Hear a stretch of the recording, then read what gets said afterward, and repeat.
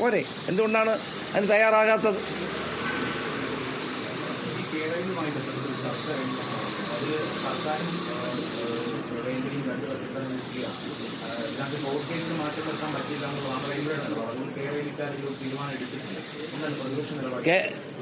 ഞങ്ങളെല്ലാവരും ആദ്യം തന്നെ പറയുന്ന കാര്യമാണ് കേരയിൽ കേരളത്തിൽ നടക്കില്ല.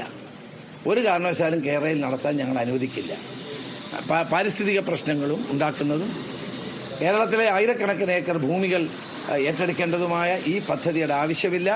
അല്ലാതെ തന്നെ അതിവേഗ ട്രെയിനുകൾ കേരളത്തിൽ ഓടിക്കാൻ കഴിയും എന്നുള്ളത് നമ്മൾ നേരത്തെ തന്നെ പറഞ്ഞിട്ടുള്ള കാര്യമാണ്.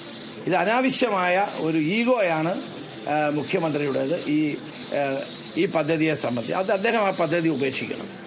നേരത്തെ ഉപേക്ഷിച്ചതാണ്. ഇപ്പം വീണ്ടും അത് പദ്ധതി കുത്തിപ്പൊക്കൊണ്ട് വരുന്നത് അനാവശ്യമാണ്.